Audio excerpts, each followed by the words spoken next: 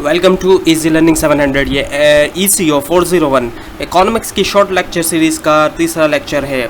इसका टाइटल है demand supply and equilibrium analysis. इसमें है good market and the factor market. So सबसे पहले देखते हैं गुड मार्केट या कमोडिटी जिसको मार्केट कहा जाता है वो क्या है। ये जो मार्केट होती है गुड मार्केट या कमोडिटी मार्केट, इसके अंदर एक्सचेंज किए जाते हैं फाइनल गुड्स और सर्विसेज। ये फाइनल गुड्स और सर्विसेज वो गुड्स और सर्विसेज होते हैं जिनको फाइनली कंज्यूम करते हैं कंज्यूमर। दूसरी मार्केट है फैक्टर मार्केट। फैक्टर मार्केट क्या होते हैं, जहाँ पे सर्विसेज जो है फैक्टर्स ऑफ प्रोडक्शन की एक्सचेंज की जाती है, इसी वजह से इनको फैक्टर मार्केट कहा जाता है। और फैक्टर्स ऑफ प्रोडक्शन कौन कौन से होते हैं, land, labour, capital and entrepreneurship. Assumption देखते हैं। अजम्पशन क्या है, अजम्पशन का मतलब है बिलीव होना किसी भी चीज़ के बारे में या फीलिंग होना कि वो चीज़ ट्रू है या वो चीज़ होकर रहेगी, चाहे उसके बारे में प्रूफ नहीं भी हो तब भी। परफेक्ट कंपटीशन क्या है, परफेक्ट कंपटीशन का मतलब ये ऐसी सिचुएशन होती है जहाँ पे फर्म या कंज्यूमर, कोई भी एक फर्म या कोई भी एक कंज्यूमर इतना बड़ा नहीं होता कि वो मार्केट प्राइस को असर कर सके, क्योंकि बहुत सारे फर्म और बहुत सारे कंज्यूमर होते हैं इस वजह से। डिमांड एनालिसिस देखते हैं। डिमांड एनालिसिस में हमारे सामने है शॉर्टेज। शॉर्टेज क्या है, ऐसी सिचुएशन जब डिमांड जो है वो सप्लाई से ज़्यादा हो, उसको शॉर्टेज कहा जाता है। सरप्लस क्या है, ऐसी सिचुएशन जब सप्लाई ज़्यादा हो।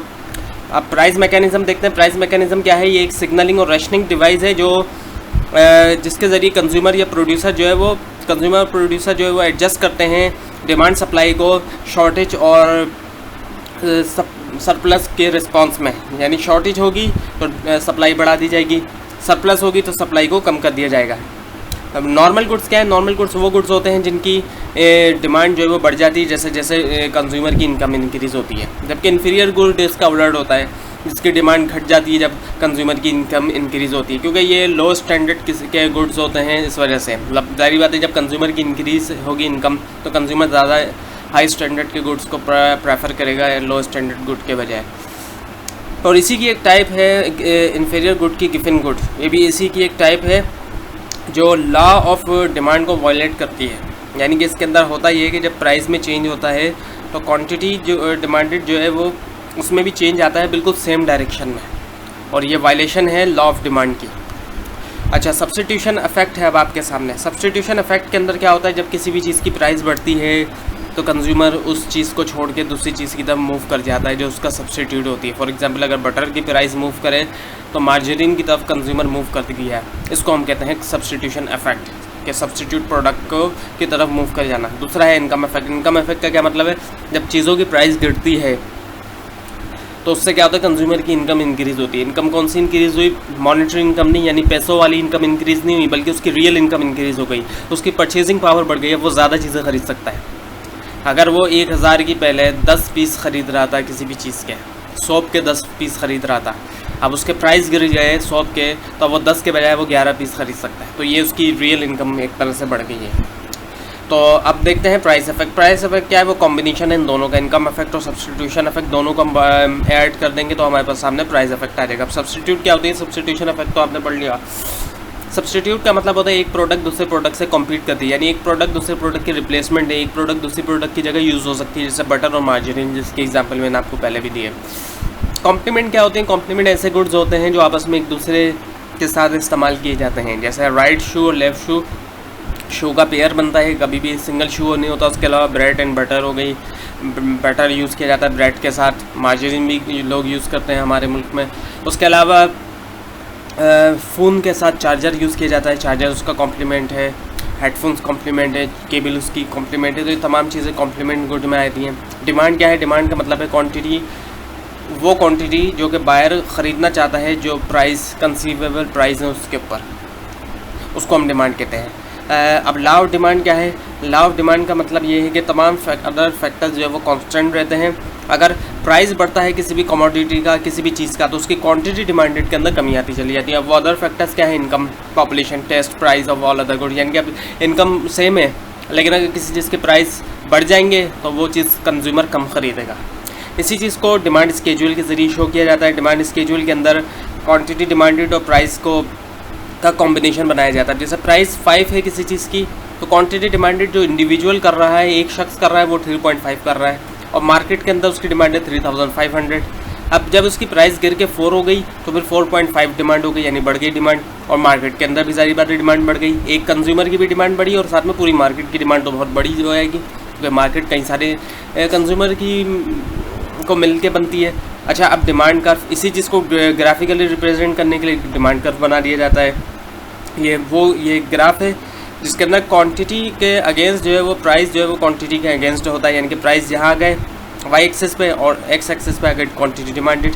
सपोज कर लें यहाँ प्राइस प्लॉट हुआ हुआ है 5, 4, 3, 2 और 1 और ये क्वांटिटी डिमांडेड है। अब जैसे जैसे प्राइस नीचे गिरता जा रहा है क्वांटिटी डिमांडेड के अंदर बढ़ता जा रहा है। ये क्वांटिटी डिमांडेड जितना सीधा हाथ की तरफ जाते जाएंगे ये बढ़ती जा रही है, तो ये इसी चीज़ को शो कर रहा है। सपोज कर लें यहाँ क्वांटिटी डिमांडेड प्लॉट है जैसे 3.5, 4.5, 6, 8 एंड 11। जैसे जैसे प्राइस गिर रहा है क्वांटिटी डिमांडेड बढ़ती जा रही है। ये इसी स्केड्यूल को यहाँ पे ग्राफिकली रिप्रेजेंट किया गया है। अब डिमांड फंक्शन है। डिमांड फंक्शन जो है वो क्या है, एक इक्वेशनल रिप्रेजेंटेशन है डिमांड एज अ फंक्शन की, इक्वेशन के तौर पे रिप्रेजेंट किया जाता है। अब क्वांटिटी डिमांड क्या है, फंक्शन है इन तमाम चीज़ों का। ये तमाम चीज़ें दी हुई है आपको। अब उनमें क्या क्या है, अब इसको आपको उसकी फुल फॉर्म के साथ समझाता हूँ। पीजी जो है वो प्राइस ऑफ द गुड्स है, टेस्ट है, टी जो टेस्ट है, उसके अलावा प्राइस ऑफ सब्सटीट्यूट गुड है, फिर प्राइस ऑफ कॉम्प्लीमेंट्री गुड है, वाई है इनकम, बी है डिस्ट्रीब्यूशन और फिर T1 है प्राइस फ्यूचर प्राइसेस। इन तमाम चीज़ों से जो है वो फ़र्क पड़ता है क्वांटिटी डिमांड के ऊपर। इसी वजह से क्वांटिटी डिमांड इन सब चीज़ों का फंक्शन है। इक्वेशन क्या है डिमांड फंक्शन की, वो है QD = A - B and P। अब shift in the demand curve क्या है, shift in the demand curve जो है वो प्लॉटेड होता है P - QD में। Space are caused by change in any determinant of demand other than the price of the good itself. अच्छा, अब देखते हैं आपके सामने फैक्टर्स शिफ्टिंग डिमांड कर्व को शिफ्ट करने वाले कौन कौन से फैक्टर हैं। ये थोड़ा सा आप समझेंगे, अगर इसको ख़ुद से भी पढ़ेंगे तो आपकी समझ में आ जाएगा, अगर आपके कॉन्सेप्ट अब तक क्लियर हो चुके हैं। इसको मैं थोड़ा आपके सामने थोड़ी सी डिटेल बताता हूँ आपको। फैक्टर्स जो कि अब पहला है increase in income normal good. अगर इनकम में इजाफा होता है तो नॉर्मल गुड में क्या होता है, इजाफा ही होता है। ये वो गुड होते हैं जो इनकम के साथ उनकी डिमांड में बढ़ती है। तो जब नॉर्मल इंक्रीज़ हुआ इनकम के अंदर, नॉर्मल गुड के साथ क्या हुआ, उनकी डिमांड असर इनकी बढ़ी, उनकी जो डिमांड कर्व है वो राइट शिफ्ट करेगा। ये बात याद रखिए, डिमांड कर्व राइट शिफ्ट करेगा जब भी डिमांड बढ़ेगी। और फिर प्राइस भी इंक्रीज़ होंगे। इफेक्ट जो हुआ प्राइस पे वो इंक्रीज़ हुआ क्वांटिटी के ऊपर जो इफेक्ट हुआ इक्विलिब्रियम क्वांटिटी पे वो भी इंक्रीज़ हुआ। अगर डिमांड जो डिक्रीज़ होती है इनकम, तो नॉर्मल गुड की डिमांड भी डिक्रीज़ हो जाएगी और डिमांड का लेफ्ट शिफ्ट कर जाएगा, इक्विलिब्रियम प्राइस डिक्रीज़ होएगी और इक्विलिब्रियम क्वांटिटी डिक्रीज़ होएगी। अगर इंक्रीज़ होती है इनकम तो इन्फीरियर गुड जो है वो उल्टा होता है, उसकी डिमांड जो है वो गिर जाती है।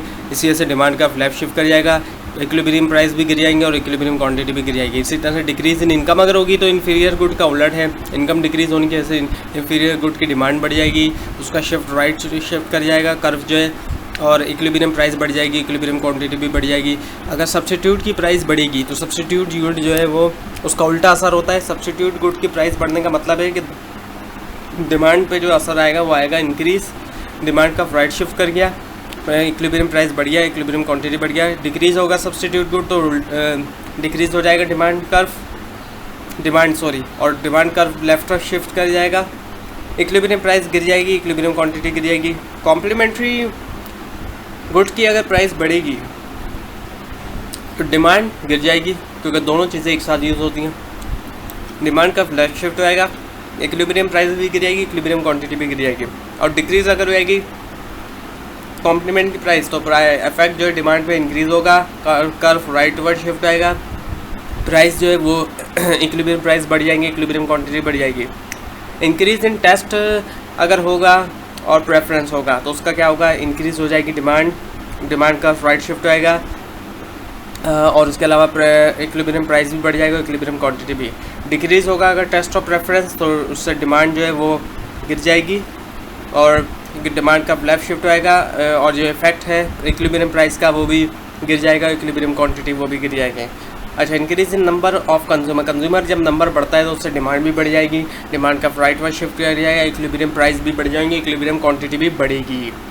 और डिक्रीज़ हो जाएंगे अगर कंज्यूमर तो डिमांड गिर जाएगी, लेफ्ट वर्ड शिफ्ट कर जाएगा, डिमांड का इफेक्ट जो है इक्विलिब्रियम प्राइस का वो डिक्रीज़ हो जाएगा और इक्विलिब्रियम क्वांटिटी वो भी डिक्रीज़ हो जाएगा। अब मार्केट डिमांड कर्व जो आखिरी टॉपिक है इस लेक्चर का वो है मार्केट डिमांड कर्व क्या है। ग्राफिकली इससे रिप्रेजेंट किया जाता है मार्केट डिमांड को, यानी कि मार्केट डिमांड कर्व एक कर्व है और वो कर्व यूज़ होता है ग्राफिकली तौर पे रिप्रेजेंट करने के लिए। कर्व के ज़रिए हम जो भी चीज़ रिप्रेजेंट करते हैं वो एक तरह से ग्राफिकली तौर पे हम ग्राफिक्स के थ्रू रिप्रेजेंट कर रहे होते हैं मार्केट डिमांड को, यानी हम एक ग्राफिक के तौर पे रिप्रेजेंट करते हैं। इसी वजह से इसको मार्केट डिमांड कर्व कहा जाता है।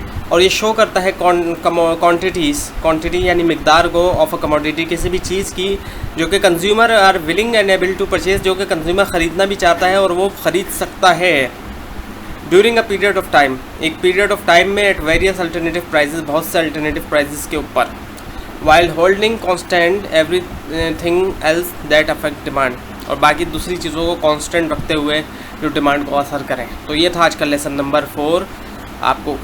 Lesson number 3। आपको कोई भी कन्फ्यूजन है नीचे कमेंट ज़रूर कीजिए और इस पूरी सीरीज़ को देखने के लिए इस चैनल को सब्सक्राइब कीजिए। Thanks for watching.